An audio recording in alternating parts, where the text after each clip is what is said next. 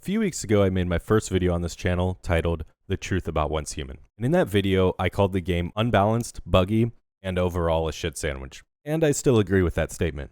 However, one of the most common comments I got on that video was, clearly I don't hate it if I've been putting so much time into it. And I think that there's a fundamental misunderstanding of what I mean when I called the game bad. You see, I never said that I hated the game. I did say that I love it, and I do love it, and I am still playing it. A game can be bad, and you can still love it and play it. Those things aren't mutually exclusive. You see, the cardinal sin in game development isn't to make a game not buggy or perfectly balanced. Those things may lead to a bad game, but overall, the worst thing a developer can do is make a boring or forgettable game. You could have a game be perfectly perfect in all the right aspects, and it can be perfectly balanced and have a great world and have good combat. But if it's boring and forgettable, that's it. There's nothing to talk about. I wouldn't be here making videos if this game was boring and forgettable. I play a lot of games and I have opinions about a lot of them, but the worst ones are the ones that I don't even care enough to think about after I play. Once Human is anything but a forgettable game. It is very memorable and it sparks a conversation. The fact that 700 of you watched that last video and had highly opinionated comments is proof that this game strikes a chord with people. Whether they hate it or they love it, people feel a certain way about it, and I think that there's a conversation to be had. When I say the game is a bad game, I truly do mean that when a new player picks it up, they will experience so many bugs and so many unbalancing things and just unfun combat and unfun mechanics that slog the game down. And I still think that's true. Even though some of the things I said in that video were wrong, the idea behind what I said is still there, that fundamentally as a new player, this game is going to be a mess and you're going to have a difficult time. And I said in that video that you need Stockholm Syndrome to enjoy the game, that after playing for a certain amount of time, you will finally understand and enjoy the game. And look guys, I am 200 hours into this game in 3 weeks. I have played this game like a full-time job, more than a full-time job. And I have Stockholm Syndrome. I love this game. I haven't been this hyper-focused on a game for years. It's why I'm making these videos. It's why I made the first video. It wasn't just to shit on the game and call it bad. It was just to talk about it because I felt passionately about it. So today I kind of want to go into a little bit more detail about the things that are good about the game. I want to talk about what there is to love about this game. Let's say you're a new player. Let's say you're sitting there and you have no idea what this game is and you just picked it up and you're like, man, this game is terrible. I agree with you. There are so many things that need to be fixed. However, there is a light at the end of the tunnel. There is nuggets of gold within this game. Unfortunately, you just have to get there. But I think if this game is given some time to cook and the developers change things, which by the way, they've already changed quite a bit. A lot of things since my video have not aged well already because they've fixed a lot of problems that they've had. But every time that they fix a bug, it seems like there's just 10 more. So when you're a new player playing this game, you're going to be walking with Timon and Pumbaa because there's going to be a lot of bugs. But trust me, there is a light at the end of the tunnel. This game is awesome in its weird sort of backwards way. And I want to talk about that today. What is there to love about Once Human? What is great about the game? And you know I'm going to tell you the truth on this video because I already made an entire video shitting on this game and telling you it was bad. So I have no horse in this race. I have no reason to sit here and gush about the game if I didn't truly believe it. So you don't need to have watched that previous video to enjoy this one. It's going to be a standalone video. But they do kind of build on each other. So real quick, before I get into it, I just want to talk briefly about that last video because I think it's important just to touch up as I make my way in this YouTube world. I kind of want to have a good foot forward. I said some things that were blatantly false in that video, and people were right to call me out on it, and people were upset, and I completely understand that. In that video, I said that I was going to tell you the objective truth about the game, and then I just went on to say a few things that were just blatantly false. So that's kind of annoying, but at the time, I had only done about 30 hours into the game, I think. So you can easily understand why now I have vastly more information and understanding about the game that I didn't have then. I still stand behind a lot of the theory of my points, but a lot of specifics I got wrong. For instance, I said the bus monster didn't have anything to do. And this was my top comment. I got so many comments about this bus monster. Okay, the bus monster has loot in it, all right? I was wrong. The bus monster has loot. I didn't know this at the time. It only has one gear crate. I don't think it redeems it. But still, I did say that the bus monster did literally nothing, and it does do something, so I was wrong there. Next up, I said that you can't quick use items. You have to swap to your nade and then throw it and then swap back to your weapon. And there actually is a setting to turn quick use on. I don't know why I never thought to look in the settings for this. I know a lot of games have this, and usually I do realize that. But I think it was just because I didn't expect this game to have such a clunky mechanic as the base setting. It almost baffles me that that's the base state of the game, that they want it to be so clunky to use throwables that you have to use a setting to change it. Because this does completely recontextualize how you use items in a fight. It does change the combat a lot. The combat's still super stat checky and a whole mess I'm not going to talk about. But that one thing, I was wrong. And in this last one, I have no excuse. This was just blatant false news. I don't have any excuse here. In that video, I said you can't fly and wire at the same time. And you can. I don't know how I missed it. Maybe I was just new and I didn't press the buttons right, or maybe it was a bug. I'm not trying to give myself an excuse, but I am saying that I did try it. I wouldn't have gone on record saying something that's so blatantly false if I didn't try it. And I don't know. I just missed it, and that's my fault, and I'm sorry. So just sorry about that. But anyway, let's get into the video. What is good about Once Human? Why? Why Once Human? The first thing about this game that is just the most obvious standout thing is its uniqueness. This game, whether you like it or not, is one of the most unique games I have ever played, for better and for worse. What do I mean by that? Well, let's start with the season reset.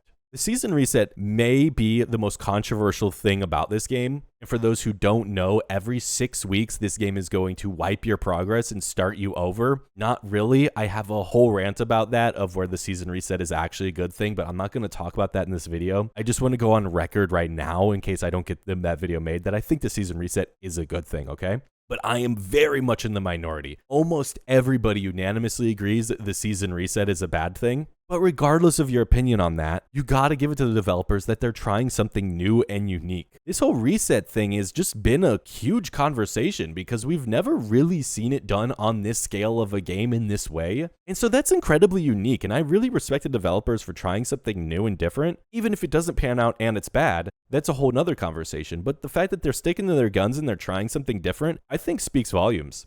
The next unique thing on my list are the enemies. Enemy design is so cool. Are there a lot of enemies? No, unfortunately not. They're very limited. There's only a handful of normal enemies and a handful of bosses, so you're gonna see them a lot. But dang, are they cool? Like, they're just cool enemies. I don't know how else to put it other than the enemy design is super neat. I think they really tried something different, and I think it shows. In order to prove my point here, I can't just show the base enemies, because I don't think that gives you a great idea, so I am going to give spoilers for one of the final bosses of this game, that it is a world boss. I don't like to show spoilers, but I think it's important for you to understand and just see how cool this game is. So spoiler warning for about the next 30 to 60 seconds.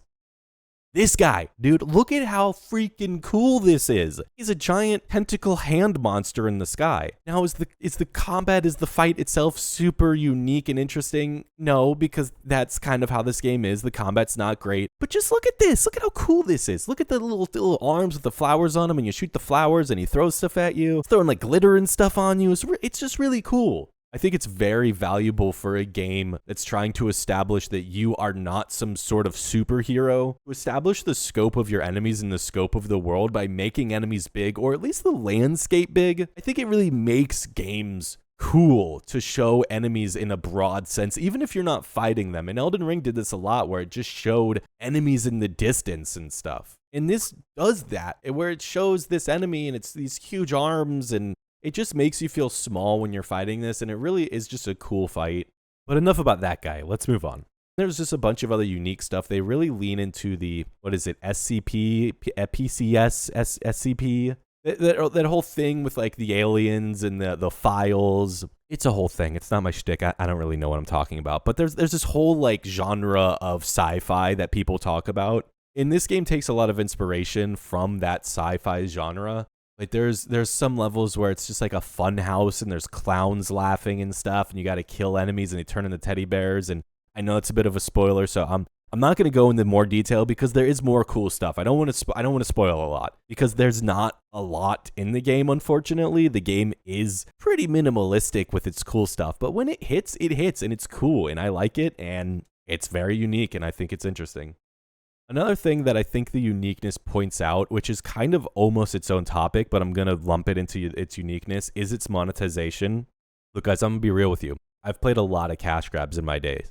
I unironically played Raid Shadow Legends at a top level for 2 years. So I know when a game is trying to get money out of me at every turn. And I know when a game is pay to win. And I know the difference between when a game is indirectly and directly pay to win. What I mean by that is in games like Raid Shadow Legends, you can pay money to directly influence your progress and just be more powerful than other people, versus other games that might give you a buff or something small, or maybe a healing item or something that you pay for that doesn't necessarily make you stronger, but results in your character being stronger or making quicker progress than other people. And Once Human is in no way, shape, or form 100% not pay to win in any aspect. Not indirectly, not directly. My season pass right now is like level 200 or something, or like level 170, which is well over the limit, which is like 30, I think, is when they've stopped giving you rewards. And I have spent probably over $100 on this game now. I have about half of the packs they released. Okay, I have a problem.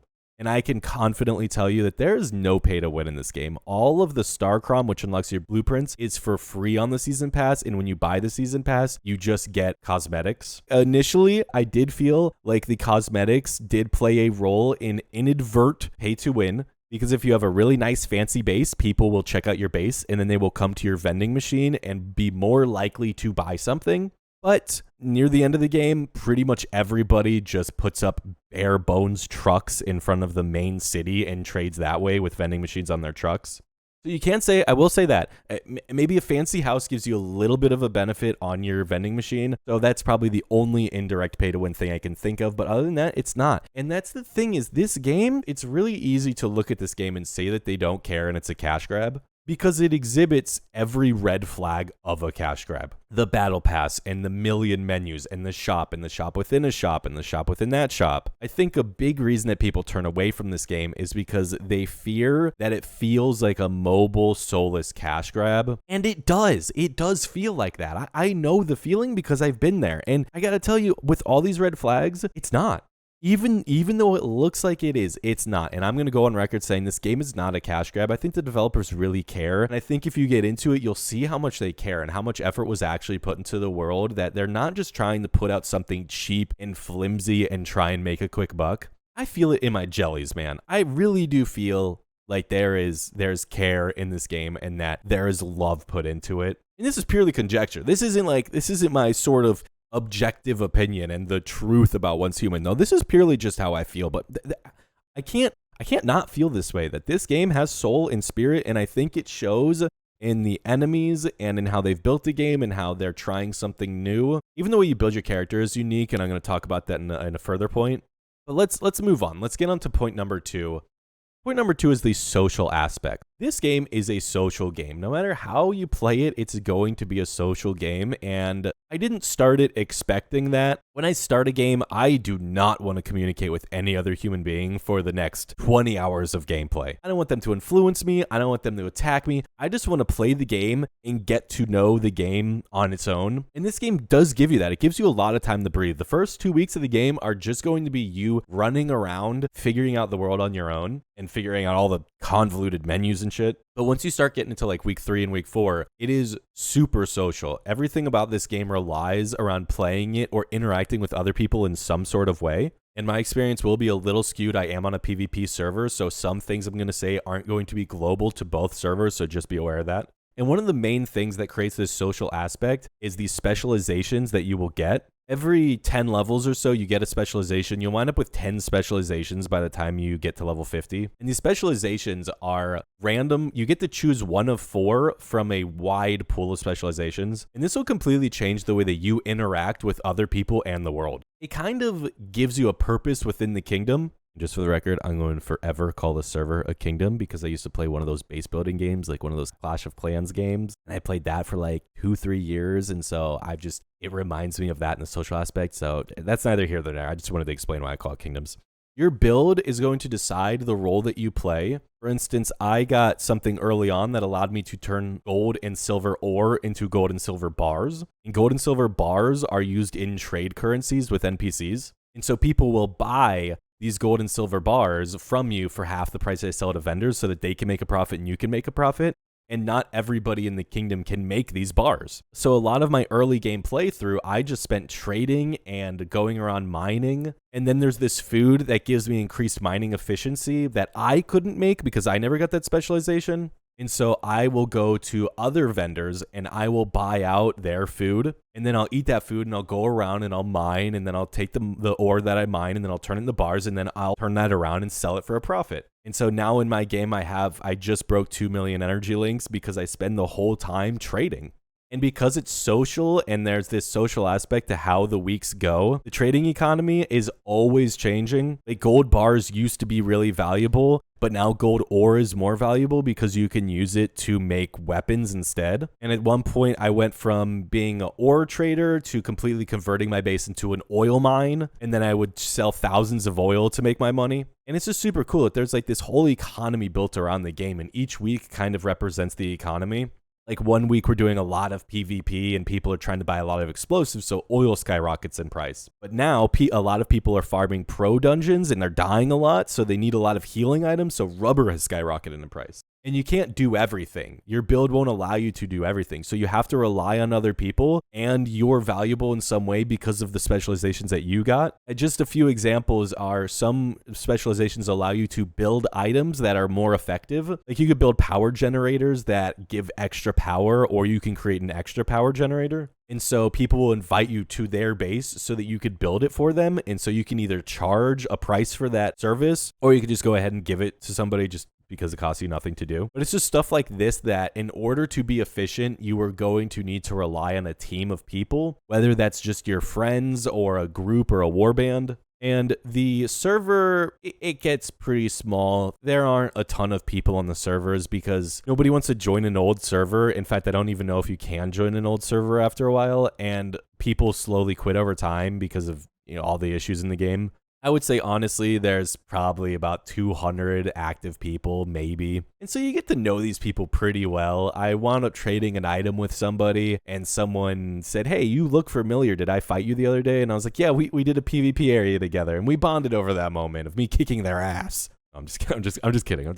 But we did bond over it. And it's just cool. Like you have a story that you're telling, and you have a purpose within this kingdom. And I think that's really cool. I like having purpose and meaning and meeting people and making friends and enemies. It's part of gaming.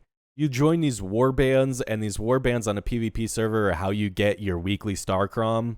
And these guys will fight to the death for this star crom. And there is a whole lot of, there's backstabbing, and there will be spies that will join your warband and try and like figure out what your plans are. And there's just like all this stuff, this like weird drama. It's not anything huge. I've played games with a lot more drama, but it is fun. It just gives the game a little bit of spice. Like, for instance, in retrospect, this is very funny, but at the time, I literally was about to cry on stream, where some guy was at my base trying to buy something, and he was like, "Hey, you want a PvP for half off your inventory?" And I was like, "No, not really. It's already super cheap." And he's like, "Well, you want a PvP for fun?" And I'm like, "Okay, yeah, sure, why not?" So we go PvP, and he one-taps me, because at this time, my build stinks. And then while I'm down, he starts taking bombs and throwing them on my base and blowing up stuff. I had just spent about 10 hours building this base, so I was livid. In retrospect, it's funny now, but at the time, I was not happy.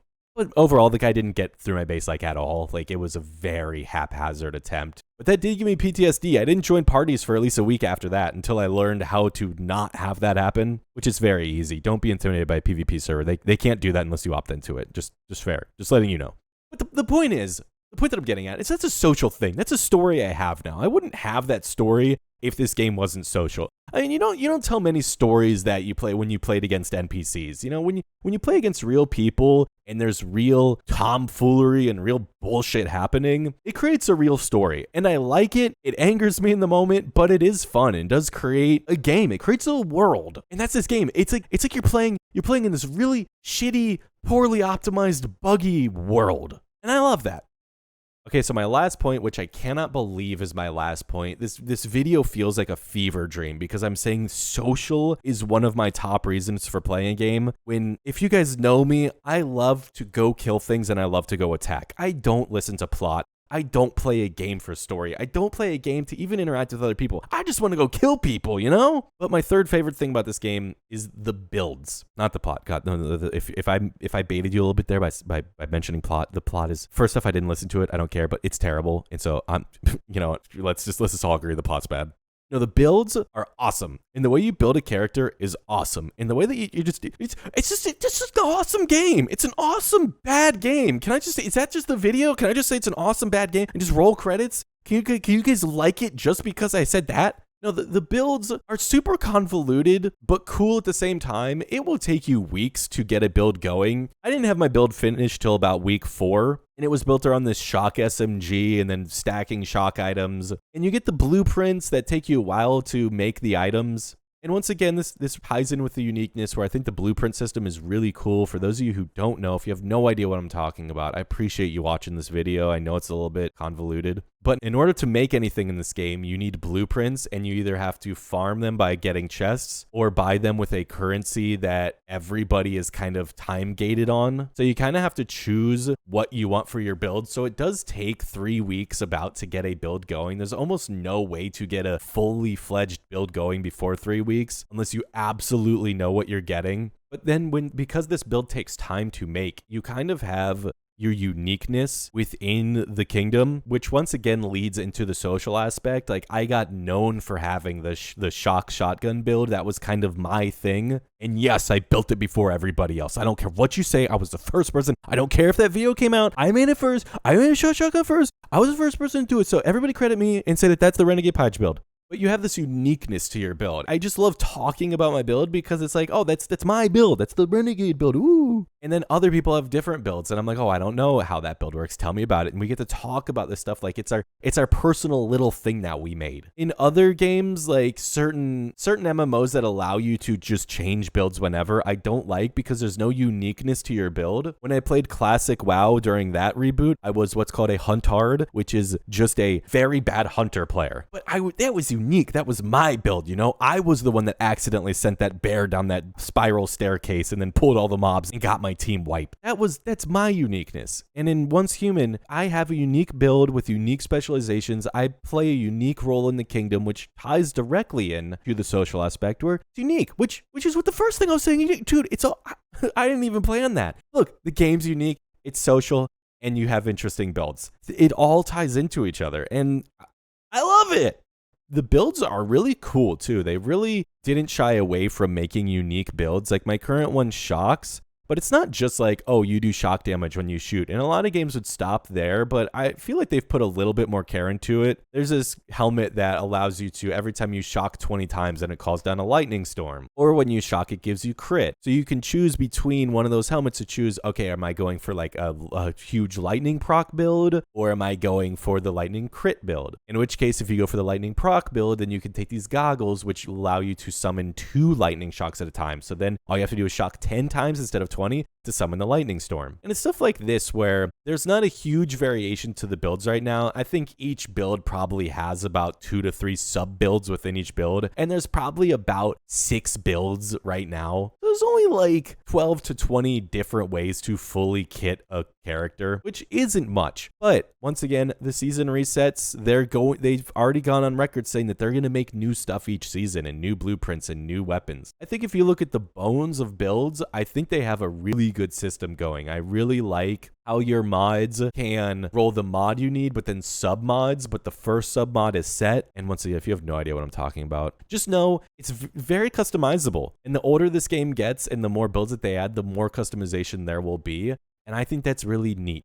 The combat may not be great. It may not be stat checky, but the moment before the combat, this part where you're having to check your stats, is really good. And honestly, I can deal with stat checky combat if the points before the combat, the stat check, is interesting. There's kind of a lot of things to do to put a character together, but it's not overly complicated and it's not overly simple. I think the bones are here to create a lot of cool builds, and I'm excited to see what they do with it. Overall, man, I just love this game. I'm like, I don't know what else to say about it, man. 200 hours in like 3 weeks. I'm in deep, man. I'm in so deep. But more than that is just this YouTube channel. I hope it comes across that I am passionate about games, and I'm passionate about getting this started. This is my dream. This is genuinely my dream, is to review games and talk about games, because I love video games, man. I love talking bad about them. I love talking good about them. And if you like it here, please follow, please subscribe, because this shit is going places. We're going places, guys. We're going to the moon. And I really appreciate every single person that, even in the comments when you guys disagreed with me last video, I still really appreciate that. I do. I am human, and I'm gonna mess up. So I thank you guys for just telling me that I'm wrong.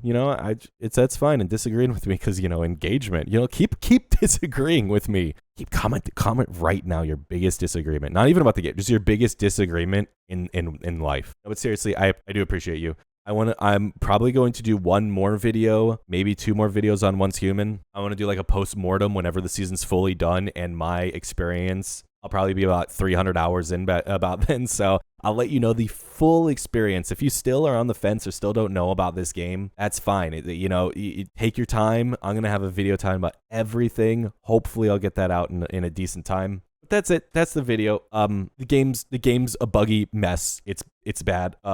In conclusion, teacher, game bad, love game.